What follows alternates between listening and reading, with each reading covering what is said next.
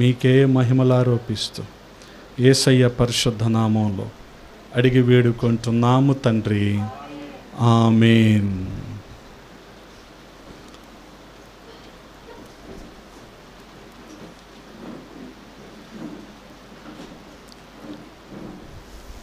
దేవునికి స్తోత్రం, హల్లెలూయా.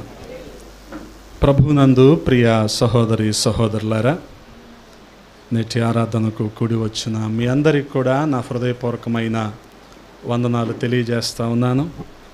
దేవుని కృపా కనికరాలను బట్టి దేవుడి రీతిగా మనలను సజీవుల సంఖ్యలో ఉంచి మరొక ప్రభు దినాన్న ఆయన సన్నిధిలో మనం ఉండటానికి ప్రభువు సహాయము చేశారు. హల్లెలూయా. అదే రీతిగా మరి రోజున మట్టలాదివారం యేసుక్రీస్తు ప్రభువారు జయోత్సాహాలతో యెరూషలేము వీధుల్లో ఊరేగించబడుతున్న సందర్భము కాబట్టి ప్రతి ఒక్కరము కూడా కొద్ది మాటలను ధ్యానం చేయటానికి మనల్ని మనం సిద్ధపరచుకుందాం. నేటి వాక్య ధ్యానము కొరకు మత్తయి సువార్త 21వ అధ్యాయము, మత్తయి సువార్త 21వ అధ్యాయము మొదటి వచనం నుండి 9వ వచనం వరకు. 21వ అధ్యాయము మొదటి వచనం నుండి 9వ వచనం వరకు ఉన్న వాక్య భాగాన్ని అందరం కలిసి చదువుదాం. మొదటి వచనం మొదలుకొని 9వ వచనం వరకు అందరం కలిసి చదువుదాం. తరువాత యెరూషలేమునకు సమీపించి ఒలీవ చెట్ల కొండ దగ్గర ఉన్న బేత్పగేకు వచ్చినప్పుడు యేసు తన శిష్యులలో 2 చూచి, మీ ఎదుటనున్న గ్రామమునకు వెళ్ళుడి. వెళ్ళగానే కట్టబడి ఉన్న యొక్క గాడిదయు దానితోనున్న యొక్క గాడిద పిల్లయు మీకు కనబడును. వాటిని విప్పి నా యొద్దకు తోలుకొని రండి. ఎవడైనను మీతో ఏమైనను అని ఎలా అవి ప్రభువునకు కావలసి ఉన్నవని చెప్పవలెను. వెంటనే అతడు వాటిని తోలి పెట్టునని చెప్పి వారిని పంపెను. ప్రవక్త వలన చెప్పబడినది నెరవేరునట్లు ఇది జరిగెను. అదేమనగా, ఇదిగో నీ రాజు సాత్వికుడై గాడిదను భారవాహక పశువు పిల్ల అయిన చిన్న గాడిదను ఎక్కి నీ యొద్దకు వచ్చుచున్నాడని సియోను కుమారితో చెప్పుడి అనునది. శిష్యులు వెళ్ళి యేసు తమకాజ్ఞాపించిన ప్రకారము చేసి ఆ గాడిదను దాని పిల్లను తోలుకొని వచ్చి వాటి మీద తమ బట్టలు వేయగా ఆయన బట్టల మీద కూర్చుండెను. జనసమూహములలోనూ అనేకులు తమ బట్టలు దారి పొడుగున పరిచిరి. కొందరు చెట్ల కొమ్మలు నరికి దారి పొడుగున పరిచిరి. జనసమూహములలో ఆయనకు ముందు వెళ్ళుచుండిన వారు, వెనుక వచ్చుచుండిన వారు ఏమంటున్నారు? దావీదు కుమారునికి జయము, ప్రభువు పేరట వచ్చువాడు స్తుతింపబడునుగాక, సర్వోన్నతమైన స్థలములలో జయము అని కేకలు వేయుచుండిరి. ప్రార్థన. మమ్ముల్ని మిక్కిలిగా ప్రేమించిన మా ప్రియ పరలోకపు తండ్రి, ఈ ఉదయాన్న మరొకసారి మీ పాద సన్నిధి చేరటానికి మీరు చూపిన కృపను బట్టి స్తోత్రాలు. గడిచిన కాలం మీ రెక్కల నీడలో భద్రపరిచారు, క్షేమాన్ని సమృద్ధిని అందించారు. రజా మీరు ఏర్పాటు చేసిన ఈ లేఖనాలను బట్టి స్తుతిస్తూ ఉన్నాం. ఈ మాటలను మా వినికిడిలో దీవించండి, మా సమయాన్ని దీవెనకరంగా మార్చండి. అల్పునైన నన్ను మరుగు చేయండి, మీ ఆత్మచేత నింపి వాడుకోండయ్యా. సమస్తాన్ని మీ స్వాధీనంలో ఉంచుకొనండి. మీకే మహిమలారోపిస్తూ యేసయ్య పరిశుద్ధ నామంలో అడిగి వేడుకుంటున్నాము తండ్రి, ఆమేన్. దేవునికి స్తోత్రం, హల్లెలూయా. ప్రభునందు ప్రియ సహోదరి సహోదరులారా, లోకరక్షకుడైన యేసుక్రీస్తు ప్రభువారు గాడిదనెక్కి యెరూషలేములోకి అనగా యెరూషలేము వీధుల్లోనికి ప్రవేశిస్తున్న సందర్భం ఇది. ఇదే సందర్భము మనకి మత్తయి సువార్త 21వ అధ్యాయముతో పాటుగా మార్కు సువార్త 11వ అధ్యాయములో, లూకా సువార్త 19వ అధ్యాయములో, అలాగే యోహాను సువార్త 12వ అధ్యాయములో కూడా రాయబడి ఉంది. చాలా అరుదుగా కొన్ని సంఘటనలు మాత్రమే, కొన్ని సందర్భాలు మాత్రమే నలుగురు సువార్తికులు కూడా ఏకీభవించి ప్రస్తావించారు. కొన్ని సందర్భాలు మనకి మిగిలిన సువార్తల్లో కనబడవు, కొన్ని అద్భుతాలు మిగిలిన సువార్తల్లో కనబడవు. కానీ చాలా ప్రాముఖ్యమైనవి మాత్రం 4 సువార్తల్లో కూడా మనకి కనబడతాయి. అందులో ప్రాముఖ్యంగా ఈ మట్టలాదివారం సందర్భం అన్నమాట. ఆయన యెరూషలేము వీధుల్లోనికి వస్తూ శిష్యులకు ఆయన ఆజ్ఞాపించింది ఏంటంటే, అక్కడ గాడిద పిల్ల 2 కట్టబడి ఉంటాయి. మీరు చేయవలసింది ఏంటంటే వాటిని విప్పి నా దగ్గరికి మీరు తోలుకొని రావాలి.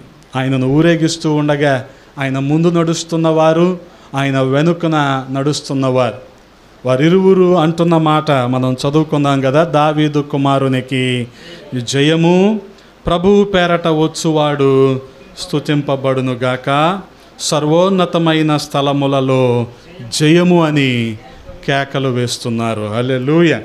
ఈ రీతిగా ఎప్పుడైతే వారందరూ కూడా ఆయనను కేకలు వేస్తూ స్తుతిస్తూ ఉన్నారో దానిని బట్టి ఆయనకు మహిమ. హల్లెలూయా. అదే రీతిగా ఆయన యొక్క సార్వభౌమాధికారము యెరూషలేము అంతా కూడా ప్రకటించబడింది. ఆ తర్వాత వచనాల్లో చూడగలిగితే ఎవరైనా అన్నట్టు యెరూషలేములో ఉన్న పెద్దలందరూ కూడా ఆశ్చర్యపోయారు. వారికి దొరికిన సమాధానం ఏంటంటే ఈయనే లోకరక్షకుడైన యేసు. హల్లెలూయా.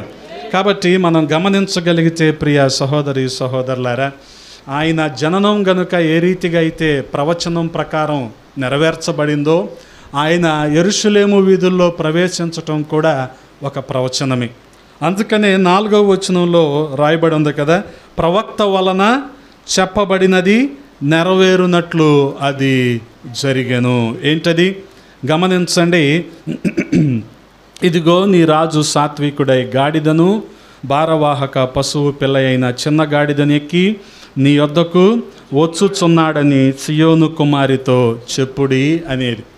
ఇదే ప్రవచనాన్ని మనం చూడగలిగితే జకర్యా గ్రంథము 9వ అధ్యాయము 9వ వచనంలో మనం చూస్తూ ఉంటాం. జకర్యా గ్రంథము 9వ అధ్యాయము 9వ వచనంలో మనం చూడగలిగితే, సియోను నివాసులారా బహుగా సంతోషించుడి, యెరూషలేము నివాసులారా ఉల్లాసముగా ఉండుడి. నీ రాజు నీతిపరుడును రక్షణ గలవాడును దీనుడనై గాడిదను గాడిద పిల్లను ఎక్కి నీ యొద్దకు వచ్చుచున్నాడు.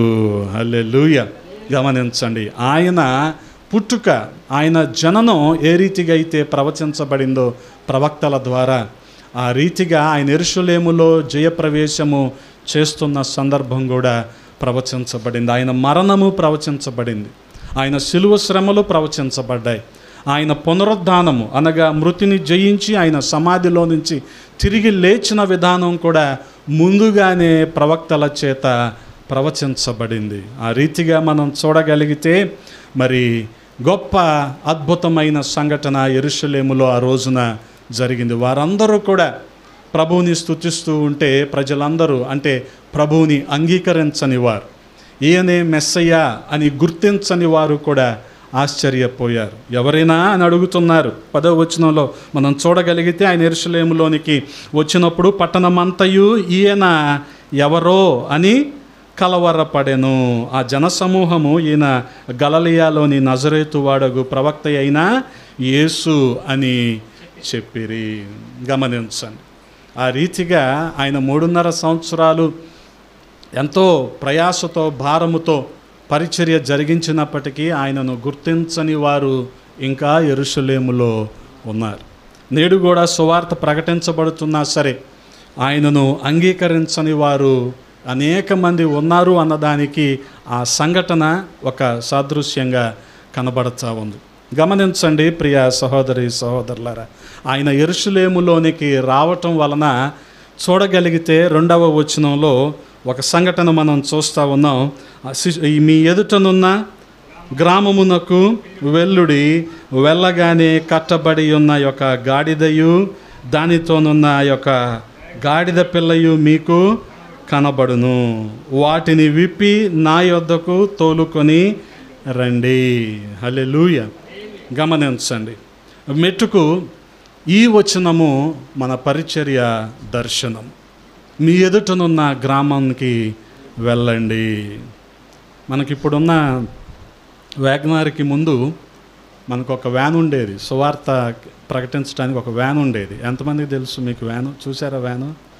చూడలేదా హోరేబ్ వ్యాను మీరు? వ్యాన్ ఉండేది మనకి. ఆ వ్యాను మీద రాయించబడిన మాట ఇదే, మీ ఎదుటనున్న గ్రామానికి వెళ్ళండి. ప్రభువు మన పరిచర్యకు అప్పగించిన బాధ్యత ఇదే, మీ ఎదుటనున్న గ్రామానికి వెళ్ళండి. సరే, మంచిదే. ఇప్పుడు నేను ఎవరికి చెప్పాలి? అన్నీ మానేసి వెళ్తానని ఎవరికి చెప్పాలి? అన్నీ మానేసి వెళ్తానంటే ఎవరైనా ఊరుకుంటారా? ఒప్పుకుంటారా? కదా. ఆ రకంగా పాస్టర్కి ఎంత త్యాగం అవసరం. విజయవాడలో అపార్ట్మెంట్ ఉందని, నీకు ఉద్యోగం ఉందని, నువ్వు ప్రిన్సిపల్ అని నిన్ను చేసుకుంటే నువ్వు ఎన్ని వదిలేసి వెళ్తానంటావా? అంటారా లేదా? ఆ రకంగా ఆమెకి ఎంత త్యాగం అవసరం, ఎన్ని వదిలిపెట్టేస్తామంటే కదా. వాస్తవంగా నేను చెప్పింది ఆ ఒక్కదానికే, నేను ఎన్ని మానేసి సేవ చేస్తానని. గమనించండి. ఎందుకనంటే వీఆర్ ఆన్సరబుల్ కదా ఫ్యామిలీకి, అందుకని చెప్పాల్సిన అవసరం ఉంది. కానీ దానికి సర్దుకుపోయే వాళ్ళు ఎంతమంది ఉంటారు? అతి కొద్ది మంది. ఎందుకనంటే అలవాటు పడిన విలాసాన్ని వదులుకోలేక, అలవాటు పడిన ఈ సొఫిస్టికేషన్ సౌకర్యాలు వదులుకోలేక ఉండేవాళ్ళు చాలామంది ఉంటారు. ఎందుకనంటే దాన్నే దీవెన అని భావించి, దాన్నే ఆశీర్వాదం అనుకొని అవి వదలకుండా వాటిలోనే కొనసాగే వాళ్ళు అనేకులు ఉంటారు. అందుకని ఈ రోజున పరిచర్యలు వెనకబడతా ఉన్నాయి. కాబట్టి గమనించండి, ఆ రీతిగా మీ ఎదుటనున్న గ్రామాలు ఏంటై? నా ఎదుటనున్న గ్రామాలు, నేను కంబంపాడులో ఉంటున్నాను ఆ టైంకి. బహుశా మీకు చాలాసార్లు చెప్పే ఉంటా, ఆ కంబంపాడు ఎదురుగా ఏం చూసినా సరే మాకు తండాలే. ఆ తండా పరిచర్యనే దేవుడు మనకు అప్పగించాడు. హల్లెలూయా, హల్లెలూయా.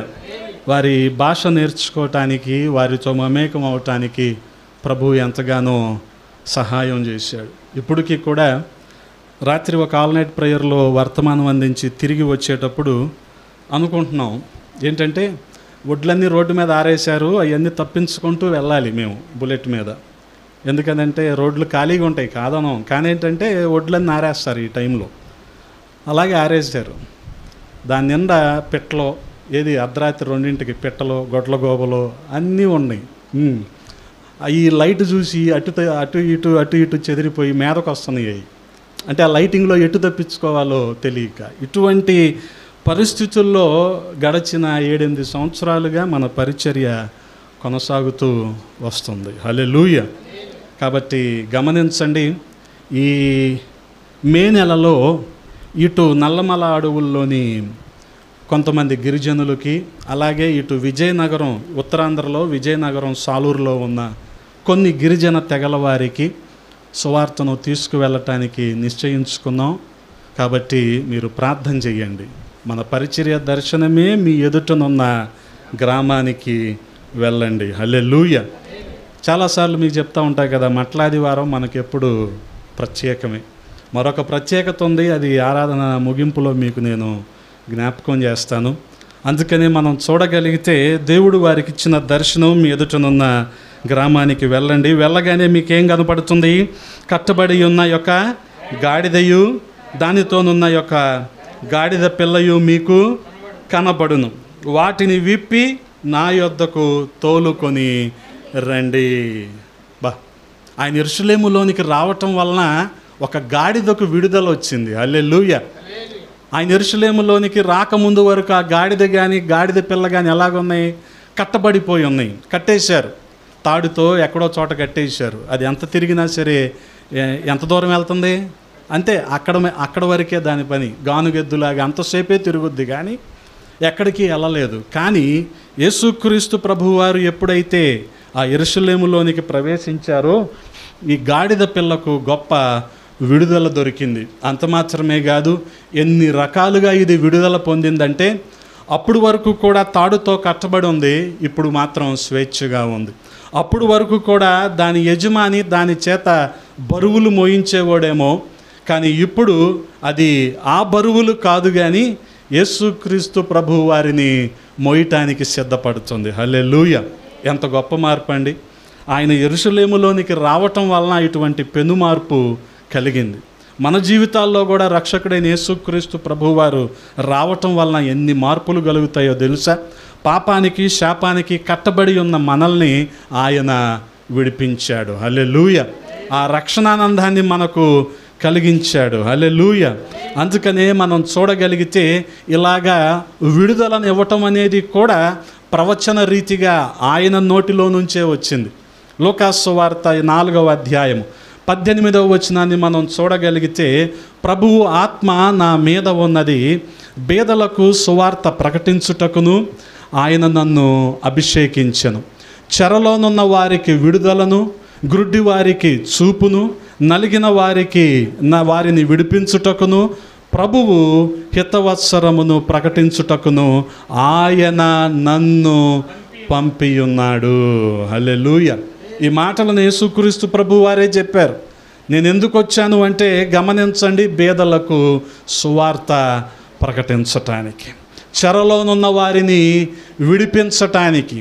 వాస్తవంగా ఇలా తాడుతో కట్టబడటం కూడా ఒక రకంగా ఈ గాడిదకు చెరయగా కదా. అందుకనే చాలామంది వీటిని విడిచిపెట్టేస్తారు. ఎందుకనంటే దానికి కొంత స్వేచ్ఛ ఉండాలి అది కదా. కానీ కొంతమంది వీటిని కట్టే ఉంచుతారు. వాస్తవంగా మనిషికి కూడా స్వేచ్ఛ అవసరం. ఎటువంటి స్వేచ్ఛ అంటే, ఎటువంటి విడుదలంటే మనిషికి అవసరం, పాపం నుండి శాపము నుండి మనిషికి విడుదల అనేది అవసరం. కానీ అపవాది తంత్రం ఏంటంటే మనిషిని కట్టే ఉంచాలి. అపవాది తంత్రం అది. మనిషిని ఏం చేయాలి? కట్టే ఉంచాలి కదా. ఒకప్పుడు ల్యాండ్లైన్ ఉన్నప్పుడు ఫోన్ దగ్గరికి మనం వెళ్ళి మాట్లాడేవాళ్ళం. ఒక పావుగంట 20 నిమిషాలు మాట్లాడాలనుకోండి, అక్కడే ఉండి మాట్లాడేవాళ్ళం. ఇప్పుడు మన చేతికి ఏమొచ్చింది? మొబైల్ ఫోన్ వచ్చింది. నడుస్తూ వెళ్తూ ఎక్కడైనా మాట్లాడొచ్చుగా. మాట్లాడం. ల్యాండ్లైన్ కంటే ఎక్కువగా కట్టబడిపోయి ఒకే చోట ఉంటాం. ఒకే చోట ఉంటాం. కట్టబడిపోవటం అంటే అది కూడా గమనించండి. అలాగే మనిషి బంధకాలతో, వ్యసనాలతో, బలహీనతలతో కట్టబడిపోయి ఉంటాడు. వారందరికీ కూడా ఆయన విడుదల ప్రకటించటానికి, గమనించండి, చెరలోనున్న వారికి విడుదలను, గ్రుడ్డి వారికి చూపును, నలిగిన వారిని విడిపించుటకును, ప్రభువు హితవత్సరమును ప్రకటించుటకును ఆయన నన్ను పంపియున్నాడు. ఎంత గొప్ప దేవుడండి. అందుకని ఆయన యెరూషలేములోనికి ప్రవేశించిన వెంటనే పెను అద్భుతం సంభవించింది. అదేంటంటే ఈ గాడిదకు విడుదల. అప్పుడు వరకు కట్టబడి ఉంది, కానీ ఇప్పుడు ఈ గాడిద విడుదలను పొందుకొని ఉంది. బహుశా అనుకోవచ్చు మనం, ఈ గాడిదను విడిపించటానికే ఆయన యెరూషలేముకి వచ్చాడు. హల్లెలూయా!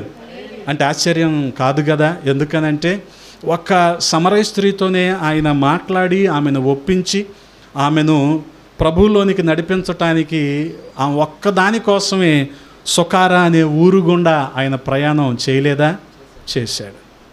వాస్తవంగా యూదులైతే సమరయులు అంటరాని వారన్న ఉద్దేశంతో అలాగ ఊరు దాటి వెళ్ళిపోతారు. కానీ ఈయన మాత్రం ఊరు మధ్యలోనికి వచ్చి ఆ బావి దగ్గర కూర్చొని ఆమెతో మాట్లాడి ఆమెను ఒప్పించి ఆమెను తిరిగి గ్రామంలోనికి పంపించాడు. హల్లెలూయా!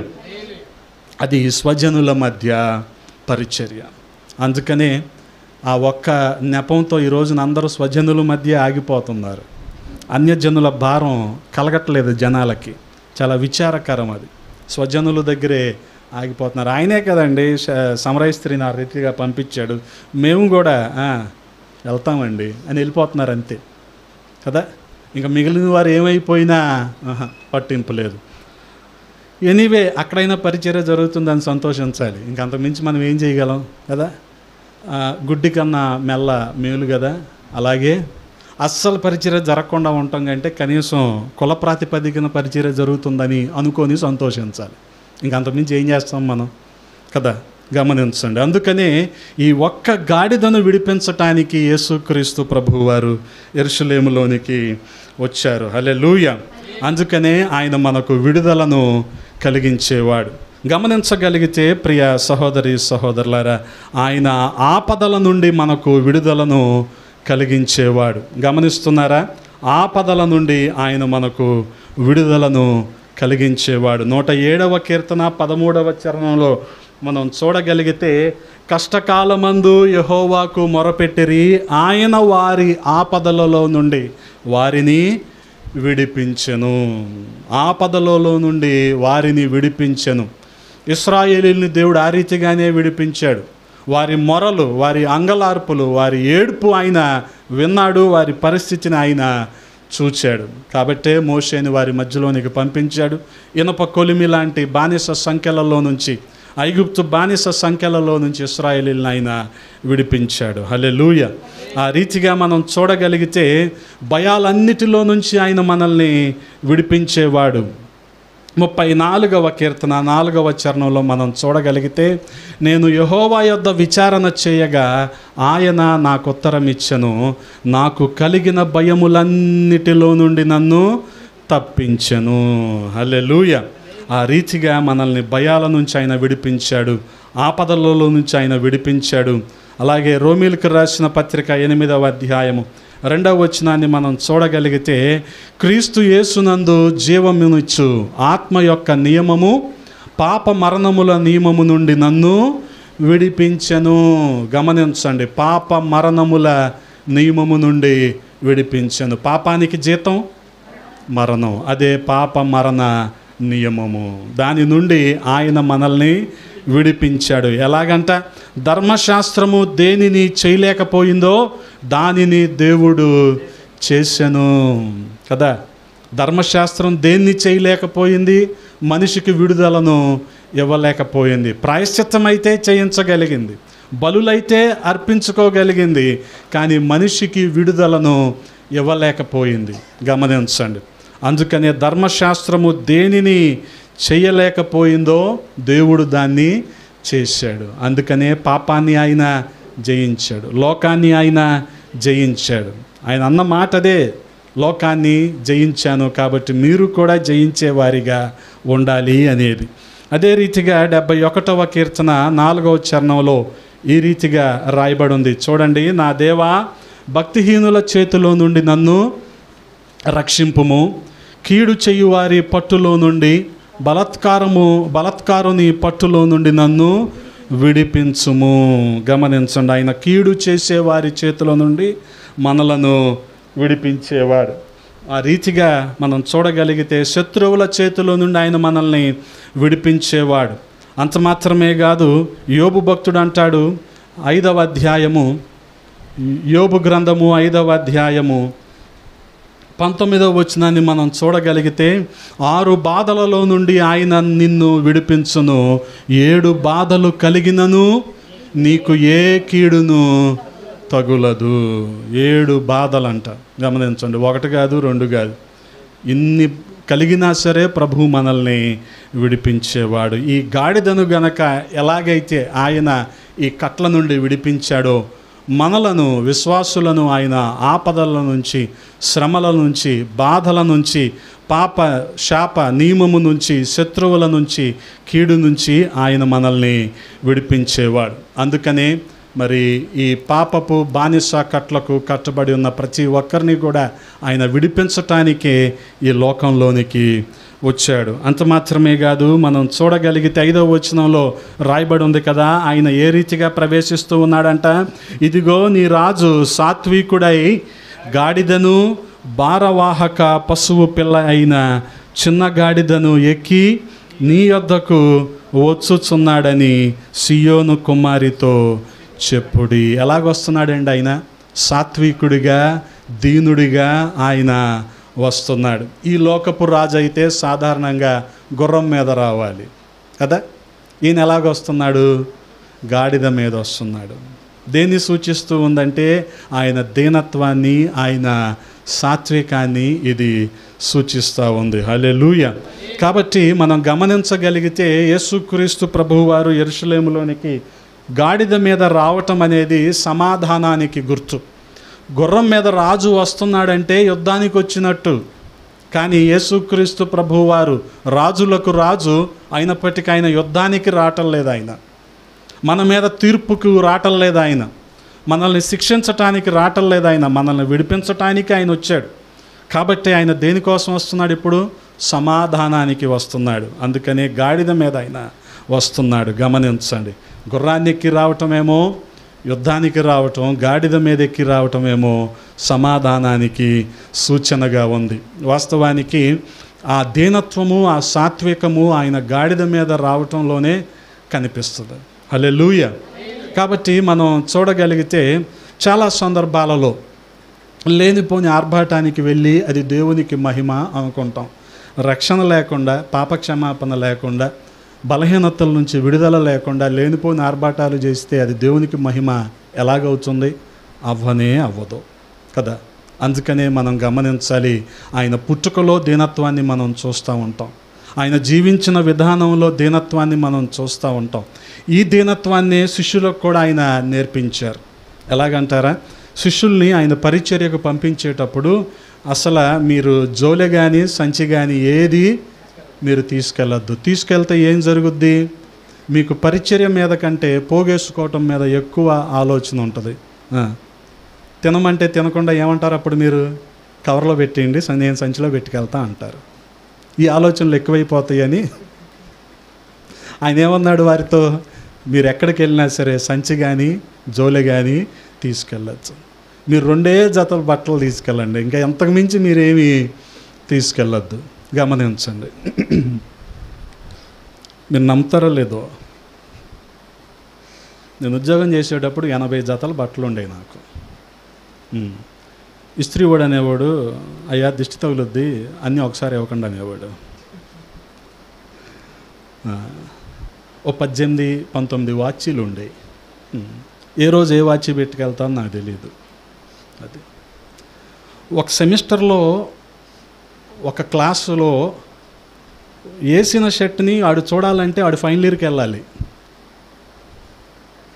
నేను ఈరోజు వేసిన డ్రెస్సు వాడు మళ్ళీ ఇంకోసారి నన్ను ఆ డ్రెస్సులో చూడాలంటే ఆడు సంవత్సరం మారిపోవాలాడు స్టూడెంట్. అంటే సెమిస్టర్లో షర్ట్ రిపీట్ అవ్వదు అసలు.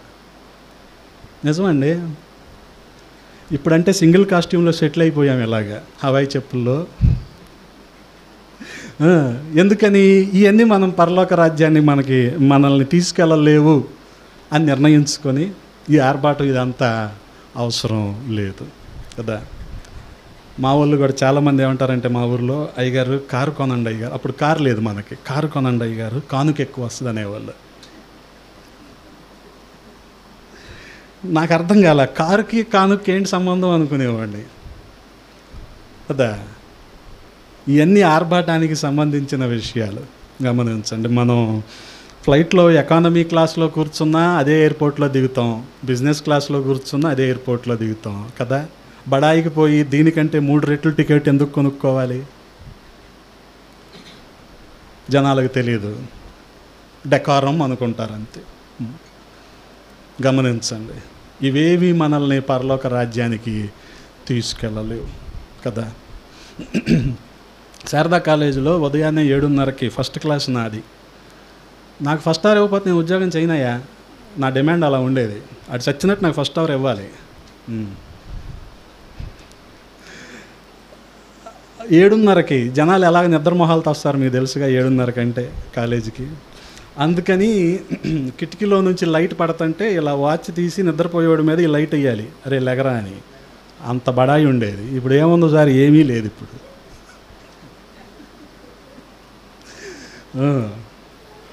స్టూడెంట్స్ని కొట్టలేదు కానీ కొట్టేంత పని చేసేవాడిని, కొట్టలేదు ఎప్పుడు.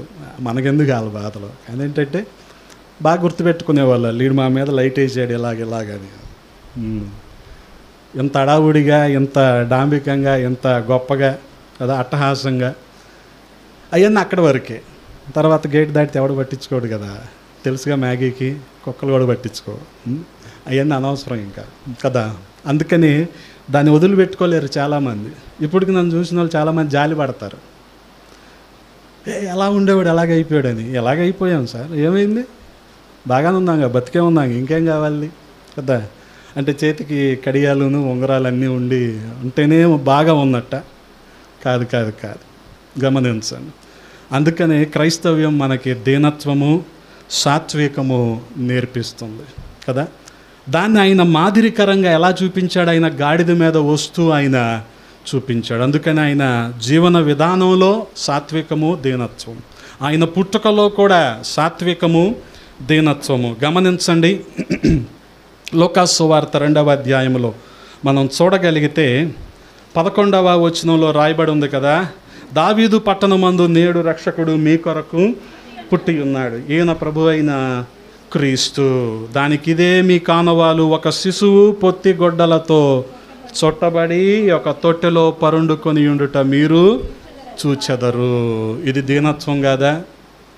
ఇది సాత్వికం కాదా? అందుకని ఆయన పుట్టుకలో దీనత్వము, సాత్వికము, ఆయన పరిచర్య విధానములో దీనత్వము, సాత్వికము. గమనించండి, ఆ రీతిగా ఫిలిప్పీలకు రాసిన పత్రికలో కూడా రాయబడి ఉంటుంది.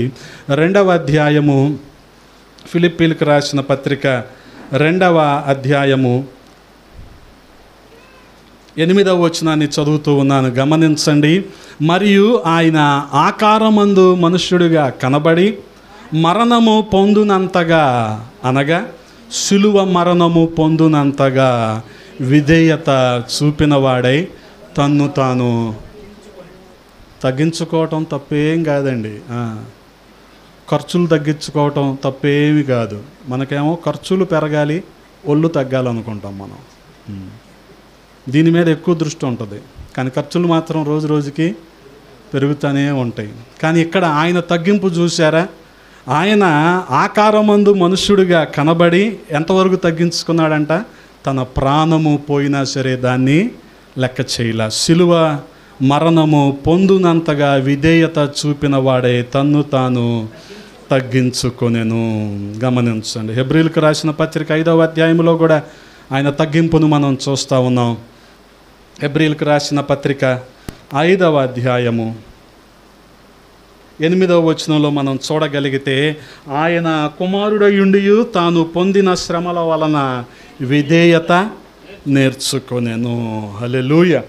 విధేయత ఆయన నేర్చుకున్నాడు, శిష్యులకు కూడా అదే విధేయతను ఆయన నేర్పిస్తూ ఉన్నాడు. అందుకనే ఆయన మత్తయి సువార్త 11వ అధ్యాయంలో అంటూ ఉన్నాడు కదా, నేను సాత్వికుడను, దీన మనస్సు గలవాడను అంటున్నాడు. కాబట్టి గమనించగలిగితే ఒక విశ్వాసికి సాత్వికం అనేది, దీనత్వం అనేది చాలా అవసరం. అంత మాత్రమే కదా, ఆయన కొండ మీద ప్రసంగిస్తూ కూడా మత్తయి సువార్త 5వ అధ్యాయం 5వ వచనంలో ఆయన అన్న మాట ఏంటి? సాత్వికులు ధన్యులు, వారు భూలోకమును స్వతంత్రించుకొందురు. ఎన్ని ధన్యతలండి! ఎవరంట ధన్యులు? సాత్వికులు ధన్యులు. హల్లెలూయా. అదే రీతిగా మనం చూడగలిగితే ఆయన దీనులను లక్ష్యపెట్టే దేవుడు. 138వ కీర్తనలో మనం చూడగలిగితే 138వ కీర్తన 6వ చరణంలో రాయబడి ఉంది కదా, ఆయన దీనులను లక్ష్యపెట్టే దేవుడు. యెహోవా మహోన్నతుడైనను ఆయన దీనులను లక్ష్యపెట్టును. ఆయన దూరము నుండి గర్విష్ఠులను బాగుగా ఎరుగును. గమనించండి, కాబట్టి ఆయన దీనుడు, ఆయన సాత్వికుడు. అంత మాత్రమే కాదు, ఆయన దీనులను పైకి లేవనెత్తేవాడు. 147వ కీర్తన 6వ చరణంలో మనం చూడగలిగితే 147వ కీర్తన 6వ చరణము, యెహోవా దీనులను లేవనెత్తువాడు, భక్తిహీనులను ఆయన నేలను కూల్చును. హల్లెలూయా.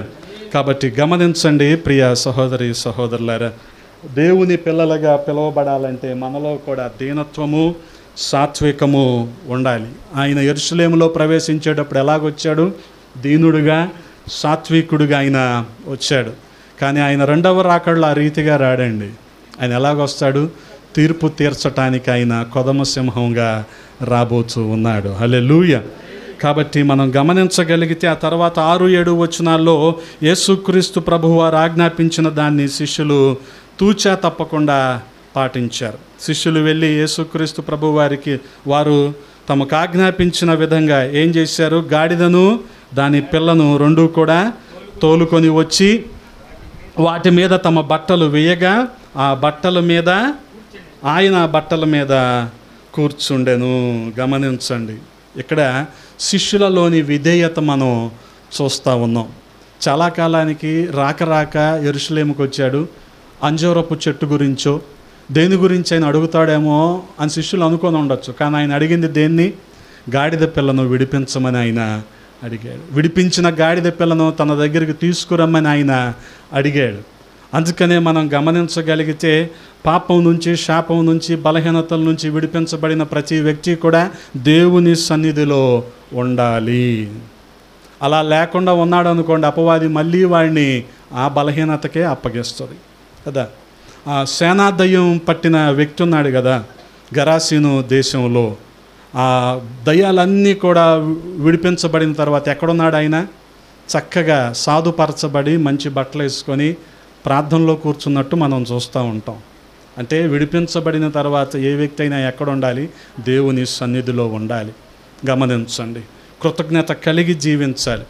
ఇక్కడ యేసుక్రీస్తు ప్రభువారు ఆ గాడిదను విడిపించాడు. విడిపించిన తర్వాత తాడు వదిలేసి అలాగే అక్కడే ఉండమన్నారా? కాదు, దాన్ని ఆయన దగ్గరికి తీసుకొని రావాలి. ఇది మంచి మాదిరి. ఆయన దగ్గరికి రావాలి. ఆయన దగ్గరికి వచ్చిన తర్వాత గమనించండి, శిష్యులు చేసిన పని ఏంటి? బట్టలు నేల మీద పరిచారు, బట్టలు గాడిద మీద కూడా పరిచారు. ఆయన ఆ గాడిద మీద కూర్చున్నాడు. శిష్యులు కూడా ఆయన మాటకు విధేయత చూపించారు. శిష్యుల జీవితాంతం కూడా మనం విధేయతనే చూస్తూ ఉంటాం. మత్తయి సువార్త 4వ అధ్యాయము మొదలుకొని వారి జీవితంలో విధేయత చూస్తూ ఉంటాం. మీరు మనుషులను పట్టుకునే జాలర్లుగా నేను మిమ్మల్ని చేస్తాను, మీరు మీ వలలు విడిచిపెట్టండి, నన్ను వెంబడించండి అంటే వారిలో ఎంత విధేయత మనం చూసాం. వాటన్నిటిని విడిచిపెట్టేసి ఆయనను వెంబడించారు కదా. అంత విశ్వాసం వారు కలిగి ఉన్నారు. వారి నమ్మకానికి తగిన ఫలితాన్ని కూడా వారు అనుభవించారు.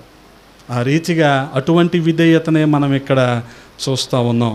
గమనించగలిగితే ఆయన ఆజ్ఞలకు మనం విధేయులై ఉండాలనేది మరి నిర్గమాకాండంలో మోషే మాట్లాడుతూ ఉన్నాడు. ఆయన ఆజ్ఞలకు మనం విధేయులై ఉండాలి. నిర్గమాకాండము 15వ అధ్యాయము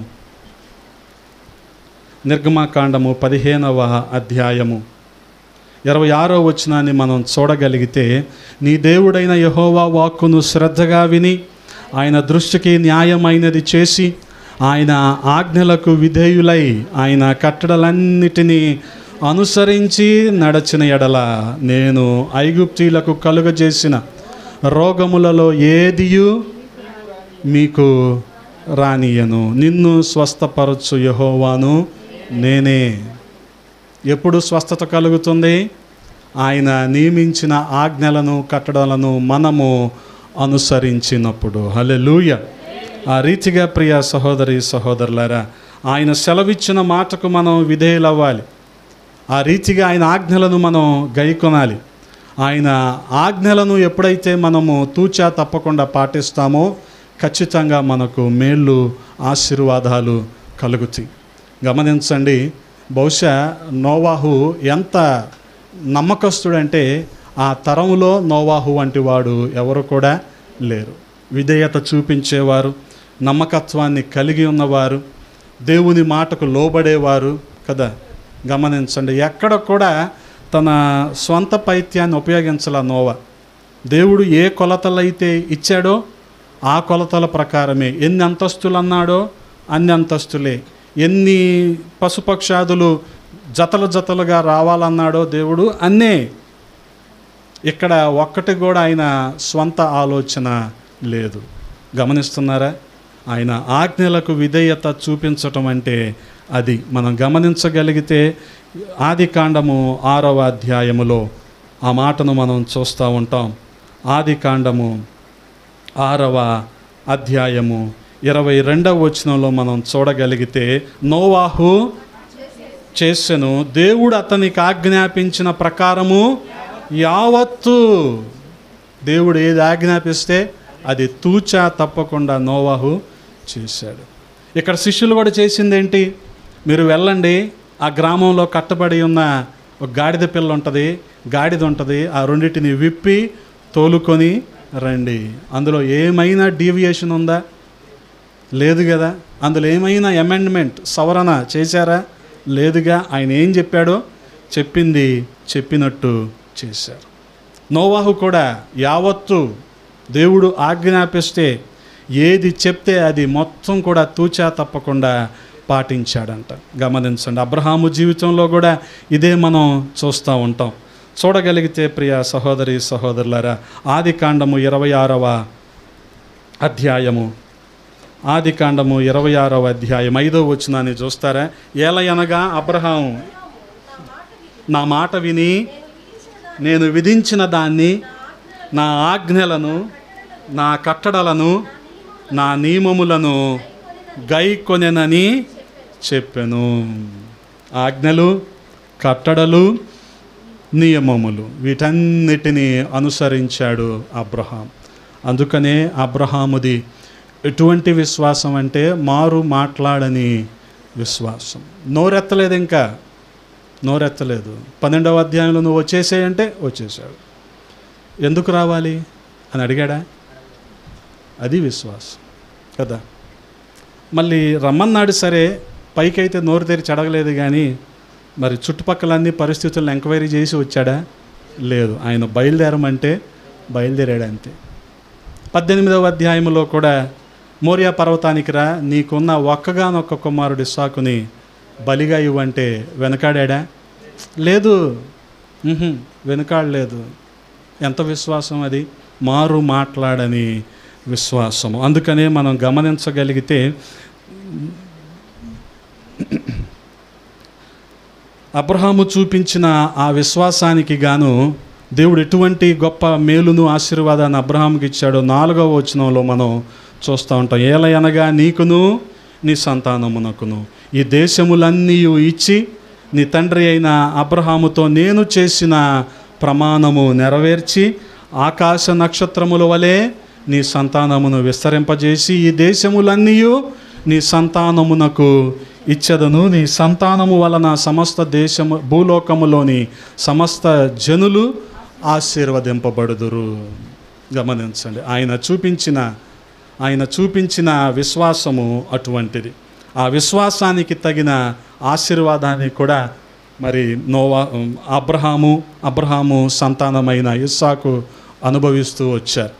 అదే రీతిగా మనం చూడగలిగితే ఆయనకు ఏ రీతిగా మనం లోబడాలి అంటే, ఇక మనం మారు మాట్లాడకుండా ఆయన ఏం చెప్తే అది చెయ్యాలి. గమనించండి, యోహాను సువార్త 2వ అధ్యాయంలో కూడా అక్కడున్న పరిచారకులు 6 రాతి బాణలను కూడా నీళ్లతో నింపమంటే ఏం చేశారు? నింపారు. ఎక్కడి వరకు? అంచుల వరకు నింపారు. హల్లెలూయా. కొంత ఖాళీ ఉండాలండి, మీకు తెలియదులేండి అన్నారా? అంచుల వరకు నింపాలి అంటే నింపారు. అందుకనే గమనించండి, తరాల క్రితం ఆయన మాట్లాడిన ఈ విధేయత, ఆయన మాట్లాడిన ఈ లోబడేతనము నేటి దినాల్లో కూడా మనకి చాలా అవసరం. అంత మాత్రమే కాదు, లోబడటం మాత్రమే కాదు, తర్వాత 7, 8 వచనాల్లో మనం చూడగలిగితే అక్కడ గాడిదకు ఒక ఘనతను యేసయ్య ఇస్తూ ఉన్నారు. విడుదల మాత్రమే కాదు, ఘనతను. 7వ వచనాన్ని ఒకసారి చదువుదామా? ఆ గాడిదను దాని పిల్లను తోలుకొని వచ్చి వాటి మీద తమ బట్టలు వేయగా ఆయన బట్టల మీద కూర్చుండెను. అనేకులు, జనసమూహములోని అనేకులు తమ బట్టలు దారి పొడుగున పరిచిరి. కొందరు చెట్ల కొమ్మలు నరికి దారి పొడుగున పరిచిరి. జనసమూహములలో ఆయనకు ముందు వెళ్ళిచుండిన వారును వెనుక వచ్చిచుండిన వారును ఏమనరుస్తున్నారు? దావీదు కుమారునికి జయము. కానీ గమనించండి, ఇప్పుడు కట్టబడి ఉన్న గాడిద విడిపించబడింది సరే, కానీ ఆ గాడిదకు ఇప్పుడు ఏమొచ్చింది? ఒక ఘనత వచ్చింది. వాస్తవానికి గాడిద బుద్ధిహీనంగాను మొండితనంగాను ఉంటుంది, కానీ అది సాధుపరచబడింది, విధేయత చూపించింది.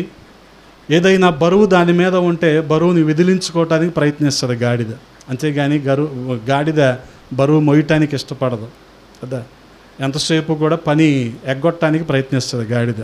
కానీ అటువంటి గాడిద ఇప్పుడు ఏం చేస్తుంది? యేసయ్య ఆ గాడిద మీద ఎక్కంగానే అస్సలు ఏమీ మాట్లాడలేదు. యెరూషలేము వీధుల్లో నడుస్తూ ఉంది. మరి గమనించండి, అక్కడ చూడగలిగితే యేసయ్య ఆ గాడిద మీద ఎక్కాడు కాబట్టే దానికి ఆ ఘనత. హల్లెలూయా. కానీ బుద్ధిహీనంగా ఉందనుకోండి, మూర్ఖత్వంతో ఆ గాడిద ఉందనుకోండి, అసలు లోబడేది కాదు, అసలు ఈ ఘనత వచ్చేది కానే కాదు. గమనించండి. అందుకని బుద్ధిహీనుడికి అసలు ఘనత గిట్టదంట. జ్ఞాని అయిన సొలొమోను మాట్లాడుతున్నాడు. సామెతల గ్రంథము 26వ అధ్యాయము, సామెతల గ్రంథము 26వ అధ్యాయము మొదటి వచనాన్ని చదువుతూ ఉన్నాను. గమనించండి. ఇవన్నీ కూడా విరుద్ధమైన భావాలు. ఎండాకాలమునకు మంచు గిట్టదు, కోతకాలమునకు వర్షము గిట్టదు, అటువలే బుద్ధిహీనునికి ఘనత గిట్టదు. ఎందుకని? బుద్ధిహీనుడు ఎంతసేపు వాడి బుద్ధిహీనత బయట పెట్టుకోవడానికి ప్రయత్నిస్తూ ఉంటాడు. ఏ రూపంలో? రీల్స్ రూపంలో, షార్ట్స్ రూపంలో. వాడి బుద్ధిహీనత బయట పెట్టుకోవాలి ఎంతసేపు. వాడి తెలివి తక్కువతనం, వాడి అప్రయోజకత్వం బయటపడాలి. వాడికి నచ్చదు, ఘనత నచ్చదు. ఒకవేళ ఈ గాడిద కూడా అలాగే బుద్ధిహీనంగానో మూర్ఖంగానో ఉందనుకోండి, అది కూడా యేసయ్యను ఎక్కనిచ్చేది కాదు. కానీ అది సాధుపరచబడింది, తన బుద్ధిహీనతను విడిచిపెట్టుకుంది, యేసయ్యను తన మీద వెక్కించుకుంది. గమనించండి. అదే రీతిగా మనం చూడగలిగితే సామెతలు 13వ అధ్యాయము 16వ వచనంలో కూడా ఒక మాటను మనం చూస్తూ ఉన్నాం. 13:18 శిక్షను ఉపేక్షించు వానికి అవమాన దారిద్ర్యతలు ప్రాప్తించును, గద్దింపును లక్ష్యపెట్టువాడు ఘనత నొందును. బుద్ధిహీనుడికి ఏం అవసరం లేదు, ఇప్పుడు ఘనత అవసరం లేదు. కాబట్టి వాడిని ఎవ్వరూ ఏలెత్తి చూపకూడదండి. వాడేం చేసిన ఏమనాలి? ఆహా సూపర్ అనాలి. వాడు ఎంత బుద్ధిహీనంగా ప్రవర్తించినా సరే, ఆహా నీ అంత తోడు లేడు అనాలి. వాడికి గద్దింపు అవసరం. కానీ ఎవరైతే గద్దింపుకు లోబడతారో, తమను తాము సరిచేసుకుంటారో, గమనించండి, వారు ఘనత పొందుతారు. హల్లెలూయా. ఆ రీతిగా చూడగలిగితే మరి వినయ మనస్కుడు ఘనత నొందుతాడు. 29వ అధ్యాయంలో మనం చూడగలిగితే సామెతల గ్రంథము 29వ అధ్యాయంలో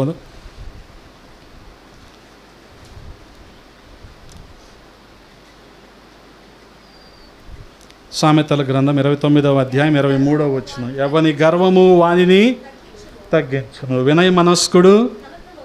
గమనించండి, ఇప్పుడు ఆ తగ్గింపు, ఆ బుద్ధి, ఆ వినయం ఎవరిలో ఉన్నాయి? గాడిదలో వచ్చేసాయి. ఎందుకని? యేసయ్యకు సొంతమైపోయింది. హల్లెలూయా. కాబట్టి ఆయనను బట్టే ఆ గాడిదకు ఘనత. అంతకుముందు ఎక్కడెక్కడ తిరిగేదో కదా, ఏమంటారు, ఏ పచ్చిక దొరకని ప్రదేశాల్లో తిరిగేదేమో, అశుభ్రంగా ఉన్న ప్రదేశాల్లో ఉండేదేమో. కానీ ఇప్పుడు ఎక్కడుంది? దాని ఒంటి మీద బట్టలు ఉన్నాయి, అది నడుస్తున్నా సరే కింద కూడా బట్టలు ఉన్నాయి. ఆహా, ఇంతకు మించిన ఘనత గాడిదకు ఉంటుందా? గమనించండి. ఈ రీతిగా కట్టబడిన ఒక గాడిదకు ఆయన ఎంత విలువ ఇచ్చాడు, ఎంత ఘనతను ఇచ్చాడు కదా. చాలామంది ఈ రోజున పంచాయతీ బెంచీలకే కట్టుబడిపోయి ఉంటారు. వారికి విడుదల కలిగిందనుకోండి, దేవుడు వారిని కూడా రక్షణ వస్త్రంతో ఘనతనివ్వాలని ఆశిస్తున్నాడు. కానీ వారు మాత్రం ఆ బెంచీలు వదిలిపెట్టి రావట్లా. అక్కడే కూర్చొని దేవునికి ఆయాసకరమైన జీవితాన్ని జీవిస్తూనే ఉంటున్నారు. గమనించండి. ఏ అవకాశాన్ని కూడా వదిలిపెట్టట్లేదు. ఇదే మాకు జీవితానికి, మేము తిని తాగి సుఖించటానికి దేవుడు మాకు అవకాశం ఇచ్చాడని వాళ్ళు అనుకుంటున్నారు. కానీ ఈ గాడిదలా అనుకోలేదు. ప్రభువుకి పరిచర్య చేసే ఒక గొప్ప అవకాశం నాకు వచ్చింది అని గాడిద సంతోషించింది, దేవునికి అప్పగించుకుంది. అందుకనే గమనించండి, ఆయన మనకు ఘనతనిచ్చేవాడు. జ్ఞాని అయిన సొలొమోను ప్రసంగి గ్రంథము 6వ అధ్యాయంలో అంటున్నాడు కదా, ఆయన మనకు ఘనతను ఇచ్చేవాడు. ప్రసంగి గ్రంథము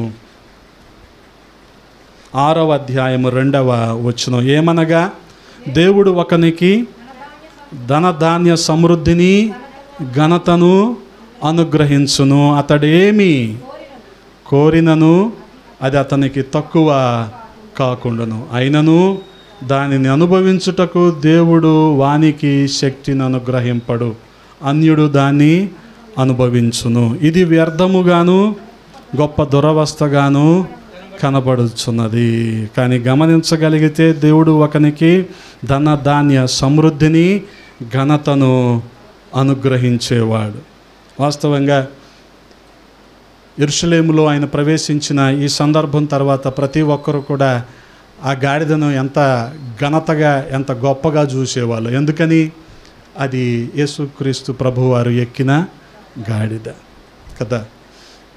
పలానా స్వాతంత్ర సమరయోధులు పలానా వ్యక్తి వాడిన పెన్ననో వాడిన పుస్తకమనో ఎక్కడైనా మ్యూజియంలో మనం చూసామనుకోండి, ఎంత గొప్పగా చూస్తాం.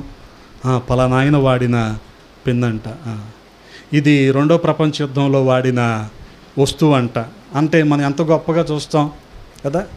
అందుకని ఇక్కడ ఈ గాడిదను కూడా యెరూషలేములో ఉన్న ప్రజలు మిగతా వారందరూ కూడా అలాగే చూడటం ప్రారంభించారు. ఎందుకని? ఇప్పుడు గాడిదకు ఘనత వచ్చింది. మొన్నటి వరకు ఇది కట్టబడి ఉంది, కానీ ప్రభువు దాన్ని విడిపించాడు, ఇప్పుడు ఘనతను కలిగించాడు. అలాగే గాడిద వంటి స్వభావము, మూర్ఖత్వము, బుద్ధిహీనత ఉన్న మనిషిని కూడా దేవుడు పాప బంధకాల నుంచి విడిపించాడు, రక్షణ వస్త్రాన్ని ఇచ్చాడు, ఘనతను కలిగించాడు. హల్లెలూయా. గమనించండి, ఘనతను కలిగించాడు. ఆ ఘనతను బట్టే ఈ రోజున మనకి గుర్తింపు, గౌరవం. ఆయనే లేకపోతే మన పరిస్థితి ఏంటి? మనం కూడా ఈ గాడిదలాగా కట్టబడిన పరిస్థితుల్లోనే ఉండేవారమేమో. కట్టబడి ఉన్నప్పుడు మనుషులందరూ కూడా చేదరించుకున్నారు ఈ గాడిదను. బహుశా గాడిదని తిట్టేవాళ్ళు, కానీ ఇప్పుడు ఏమంటారు? దాన్ని గాడిద గారు అనాలి. ఎందుకని? యేసయ్య దాన్ని ఎక్కాడండి, కాబట్టి ఇప్పుడు దాని పేరు గాడిద కాదు, గాడిద గారు. అంతే కదా, దానికి ఇప్పుడు ఘనత వచ్చింది. అందుకనే ప్రియ సహోదరి సహోదరులారా, ఆయన పోలికలో ఆయన స్వరూపంలో చేయబడ్డ మనము కూడా దేవుని ఘనపరిచే వారంగా ఉండాలనేది దేవుని చిత్తం. ఎప్పుడైతే ఆయన అడుగు జాడల్లో మనం నడుస్తామో ఆ రీతిగా ఆయనను ఘనపరిచే వారంగా ఉంటాం, ఆయన ఘనతకు మనం పాత్రులం అవుతాం. అటువంటి కృప దేవాది దేవుడు మనందరికీ దయచేయునుగాక. ఆమేన్. తలలు వంచండి, చిన్న ప్రార్థన చేసుకుందాం. విన్న వాక్యాన్ని బట్టి చిన్న ప్రార్థన చేసుకుందాం. పరిశుద్ధుడా, ప్రేమ కలిగిన తండ్రి, ఈ ఉదయాన్న కొద్ది మాటలు ధ్యానించటానికి కృపనిచ్చారు, స్తోత్రాలు. రాజా, సహాయము చేశారు, వందనాలు. నాయన, కట్టబడి ఉన్న గాడిదకు ప్రభా మీరు విడుదలనిచ్చారు, ఘనతనిచ్చారు. వస్త్రాలు దాని మీద దాని పాదాల కింద ఉండేలాగా చేశారు. ఆ రీతిగా తండ్రి, కట్టబడి ఉన్న మానవుడిని కూడా మీరు పాప బంధకాల నుంచి విడిపించారు. నాయన, రక్షణ వస్త్రాన్ని ఇచ్చారు, ఘనతనిచ్చారు. అందును బట్టి స్తుతిస్తూ ఉన్నామయ్యా. ప్రతి ఒక్కరిని మీరు దీవించి ఆశీర్వదించండి. విన్న మాటలు మా హృదయంలో భద్రపరచండి, నీరు కట్టి ఫలింపచేయండి. మీ కృపకప్పు చెప్పుకుంటూ ఉన్నాం, సహాయము చేయమని యేసయ్య నామంలో అడిగి వేడుకుంటున్నాము తండ్రి. ఆమేన్. ఈ సమయంలో మనందరం లేచి నిలబడి